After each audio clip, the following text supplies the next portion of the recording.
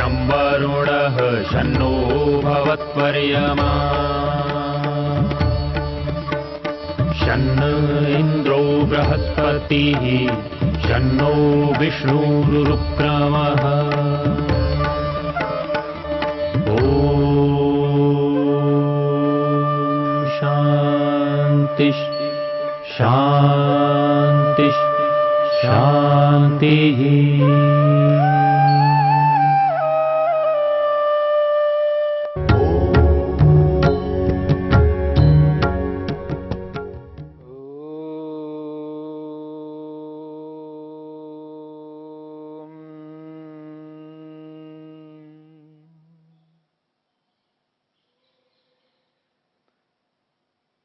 समाधि को लेकर के हम चर्चा कर रहे हैं।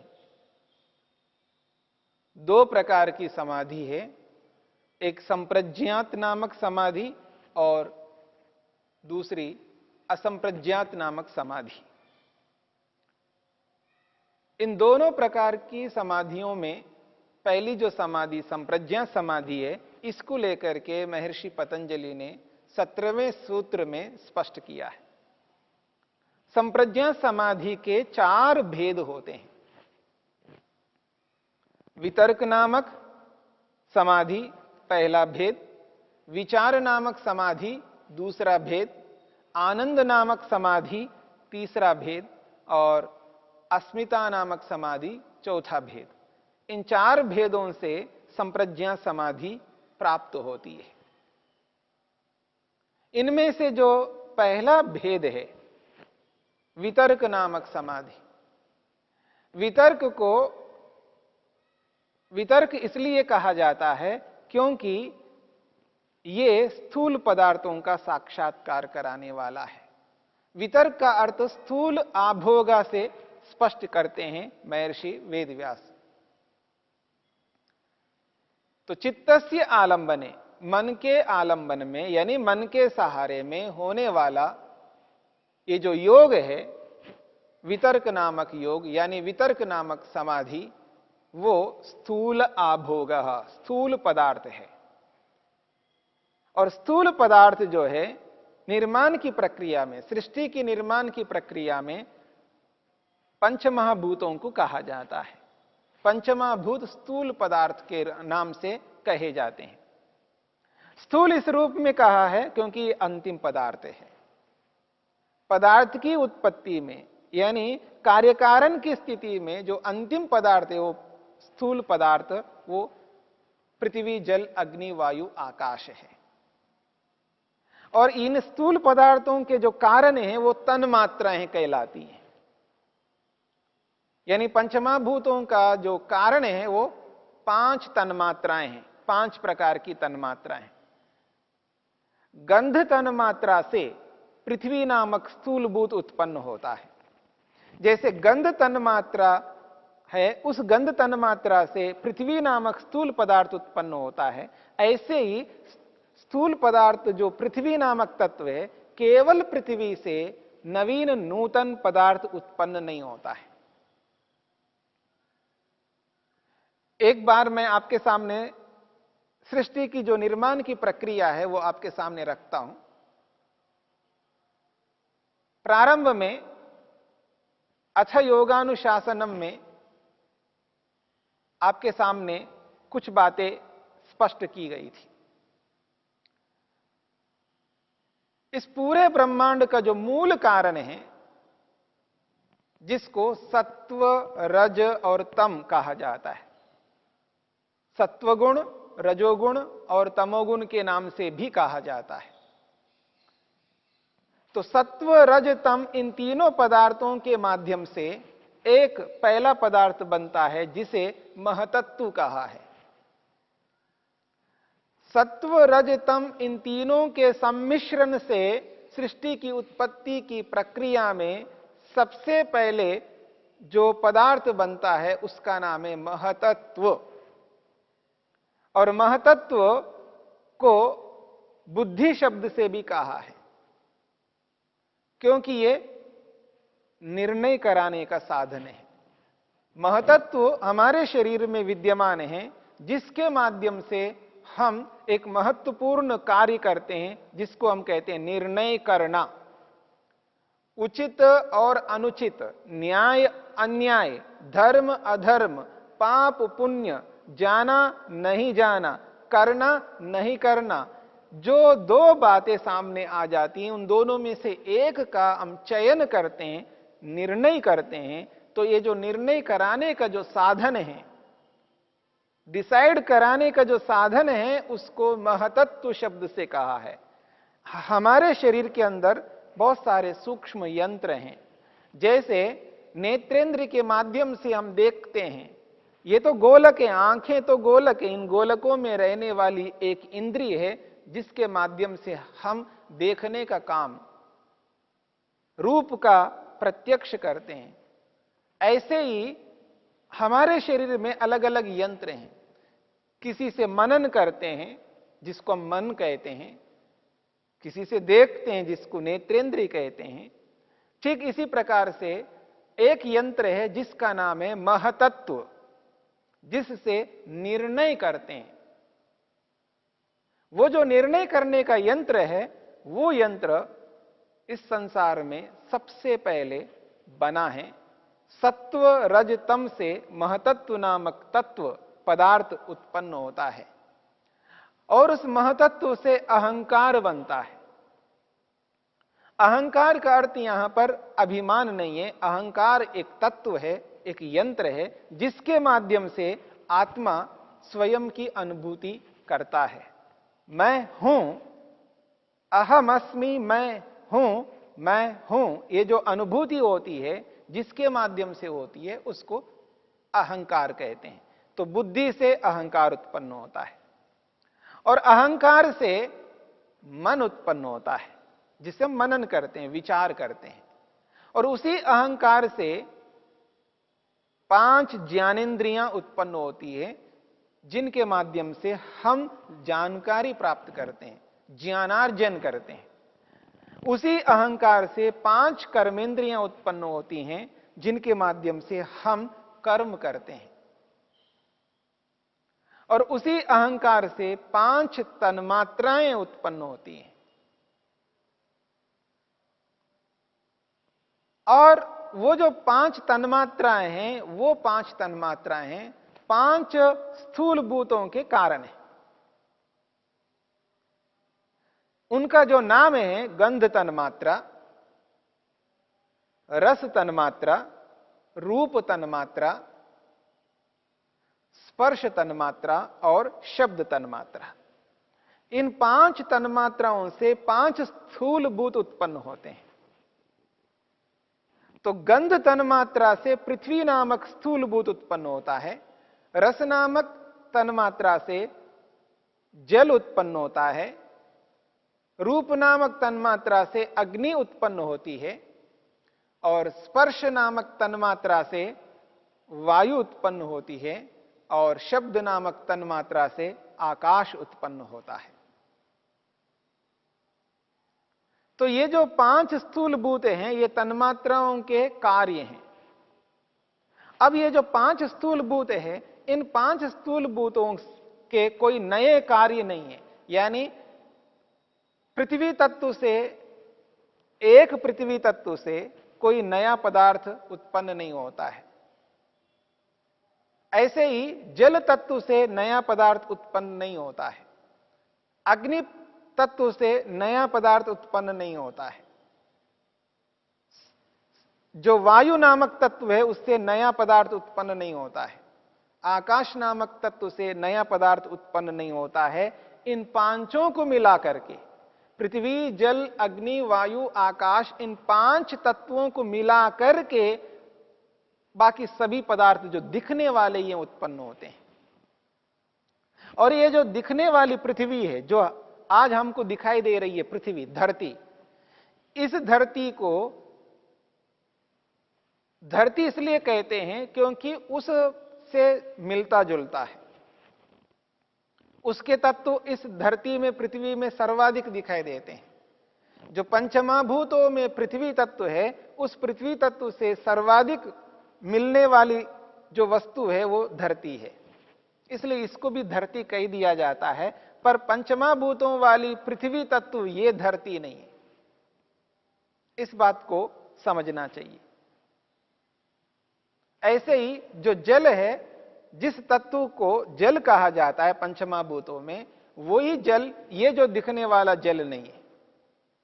ये जो अग्नि है, वो अग्नि ये दिखने वाली अग्नि नहीं है। वो जो वायु है, वो वायु, ये जो हमको स्पर्श में आ रहा है, ये वायु नहीं है। इस बात को स्पष्ट कर लीजिएगा, क्योंकि ये पंचमा भूतों का जो साक्षात्कार समाधि में हो रहा है, इसका अर्थ ये दिखने वाली नहीं है, आंखों से, इंद्रियों से दिखने वाली नहीं है। अगर हम इनको प्रत्यक्ष देख ही रहे हैं तो फिर यहां पर समाधि में इनका साक्षात्कार करने की आवश्यकता नहीं है।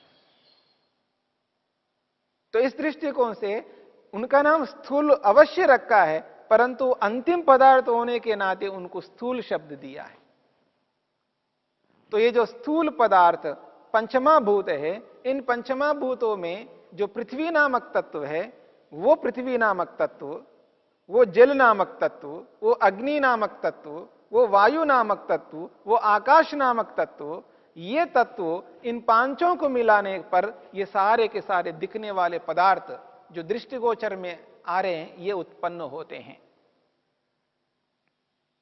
इसलिए यहां पर ये जो स्थूल भूतों की बात कही जा रही है वितर्क नामक समाधि में, इनका जो दर्शन की बात कही जा रही है, इनकी जो समाधि लग रही है, वो समाधि इतना सारा पुरुषार्थ करने पर वो समाधि लगती है। और इन्हीं पदार्थों को मिलाकर के परमात्मा ने ये दिखने वाले पदार्थ उत्पन्न किए हैं। इसलिए यहां पर वितर्क नामक समाधि में स्थूल भूतों का साक्षात्कार होता है। और यह साक्षात्कार होने की जो प्रक्रिया है वो किस रूप में है, इस बात को भी हमें समझना है। और इनका जो साक्षात्कार होता है, यह साक्षात्कार बाहर नहीं होगा, इस बात को भी समझना है। इन पांच महाभूतों का साक्षात्कार आत्मा को होता है, और वो साक्षात्कार अंदर होता है, शरीर के अंदर होता है, शरीर के बाहर नहीं होता है। इस प्रक्रिया को भी हमें समझना है। जब साधक मन को रोकता है, यानी मन के विचारों को रोकता है, वृत्तियों को रोकता है, तो वृत्तियों को जो रोकना है वो इस रूप में होगा, मन को एकाग्र करेगा। यानी उसकी जो प्रक्रिया है वो प्रक्रिया इस प्रकार है, व्यक्ति बैठता है, यानी आसन लगाता है। आसन लगा करके अपने शरीर को स्थिर करता है, निश्चल करता है, ध्यान के अनुरूप बनाता है शरीर को। और शरीर जब स्थिर हो जाता है, स्थिर सुखमासनम की स्थिति में आ जाता है, उसके बाद में अपने मन को अपने ही शरीर के अंदर एक स्थान पर टिकाता है, यानी धारणा बनाता है। योग का जो छठा अंग है धारणा, उस धारणा की स्थिति में पहुंच जाता है। अपने ही शरीर के अंदर मन को एक स्थान पर एकाग्र करता है, या तो मस्तक में करें या भ्रूमध्य में, भ्रिकुटी के मध्य भाग में करें, नासिका के अग्रभाग में करें, नासिका के अग्रभाग में, या जिह्वा के अग्रभाग में, या कंठ में करें, या हृदय में करें, या नाभि में करें। मस्तक से लेकर के नाभि पर्यंत किसी एक स्थान पर मन को टिकाना है, रोकना है, वहां पर मन को बांधना है। जब मन को एक स्थान पर बांध लेता है, यानी वहां पर टिका लेता है, वहां स्थिर कर देता है, उसको कहते हैं धारणा। और योग की प्रक्रिया में यह नियम है, जहां पर मन को टिकाया जाता है, शरीर के जिस स्थान पर मन को टिकाया जाता है, उसी स्थान पर ध्यान किया जाता है। ध्यान वहीं पर होगा जहां मन को टिकाया, यानी धारणा स्थल पर मन को टिकाया है, तो उस धारणा स्थल पर ही ध्यान होगा। तो धारणा और ध्यान, और जहां ध्यान हो रहा है वहीं पर समाधि लगेगी। मान लीजिएगा किसी ने भ्रिकुटी के मध्य भाग में यहां पर मन को टिकाया तो यहीं पर ध्यान करेगा। जहां धारणा है वहीं पर ध्यान, और जहां ध्यान है वहीं पर समाधि लगेगी। ये जो समाधि लगेगी, संप्रज्ञा समाधि, यहीं पर लगेगी, क्योंकि यहीं पर धारणा की है, यहीं पर ध्यान हो रहा था, तो यहीं पर समाधि लगेगी। यह प्रक्रिया है योग की। प्रक्रिया में यही स्थिति है कि तीनों एक स्थान पर होते हैं। तीनों, धारणा, ध्यान और समाधि, इन तीनों को एकत्र जहां पर किया जाता है उसको संयम शब्द से कहा है योग में। यानी जहां धारणा, ध्यान, समाधि हो रहे हो उस स्थिति को संयम कहा है। तो योग में संयम शब्द इन तीनों के लिए प्रयुक्त होता है, प्रयोग में होता है। तो धारणा, ध्यान, समाधि एक ही स्थान पर होते हैं। तो इस दृष्टि से जहां धारणा हमने की है वहीं पर ध्यान, वहीं पर समाधि। यानी जो समाधि लग रही है वो शरीर के अंदर लग रही है, शरीर के बाहर नहीं लग सकती। इसलिए समाधि शरीर के अंदर लगती है, शरीर के बाहर नहीं है। क्योंकि धारणा अंदर की है, ध्यान भी अंदर हो रहा है, तो समाधि भी अंदर ही होगी। इस बात को भी हमें स्पष्ट समझना चाहिए, क्योंकि ये सब करने वाला आत्मा है। आत्मा शरीर में है, शरीर से बाहर नहीं है। इसलिए जो समाधि लगेगी शरीर के अंदर ही लगेगी, शरीर से बाहर नहीं लगेगी। शरीर से भिन्न किसी भी तत्व में समाधि नहीं लगेगी। यानी जिसको हम दर्शन कहते हैं, प्रत्यक्ष कहते हैं, साक्षात्कार कहते हैं, जिसको हम साक्षात्कार कहते हैं, वो साक्षात्कार शरीर के अंदर होता है, शरीर से बाहर नहीं होता है। इस बात को हमें समझना है। ये जो समाधि है, इस समाधि को हम साक्षात्कार कहते हैं, दर्शन कहते हैं, प्रत्यक्ष कहते हैं। तो ये जो प्रत्यक्ष दर्शन हो रहा है वो शरीर के अंदर हो रहा है, शरीर के बाहर नहीं हो रहा है। तो वितर्क नामक समाधि, जिसमें 5 स्थूल भूतों का साक्षात्कार होता है, पृथ्वी, जल, अग्नि, वायु, आकाश, इन 5 महाभूतों का जो दर्शन होता है वो शरीर के अंदर होता है, शरीर के बाहर नहीं होता है। इस बात को हमें समझना है। ये जो समाधि लग रही है, ये समाधि अंदर हो रही है, बाहर नहीं है। ये जो बाहर का प्रत्यक्ष है वो अलग है। जो इन इंद्रियों से बाहर के पदार्थों को हम जो देख रहे हैं कोई भी देख सकता है, पर जो समाधि है, जो अंदर हो रही है, उस समाधि को कोई भी नहीं कर सकता। उसके लिए ये सारी प्रक्रिया को अपनानी होगी। और सारी प्रक्रिया को अपनाने वाला व्यक्ति कितना मेहनत, उद्यम, पुरुषार्थ करता है, इस बात को आपने सुना है। यहां तक पहुंचने के लिए किस प्रकार से विवेक, वैराग्य को प्राप्त किया जाता है, किस प्रकार से वृत्तियों को रोका जाता है, वृत्तियों के स्वरूप को जानना, इन समस्त स्थितियों को जान करके ही इस स्थिति में पहुंच जाता है। यह है संप्रज्ञात समाधि, जो अंदर होने वाली समाधि है।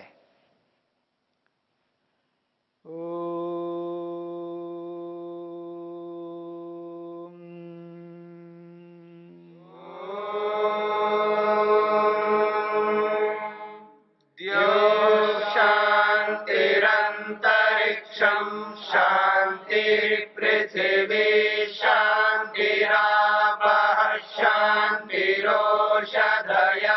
शांतिः वनस्पतयः शांतिर्विश्वे देवा शांतिर्ब्रह्म शांति सर्वं शांति शांतिरेव शांति क्षमा शांतिरेधि। ओम शांति शांति शांति।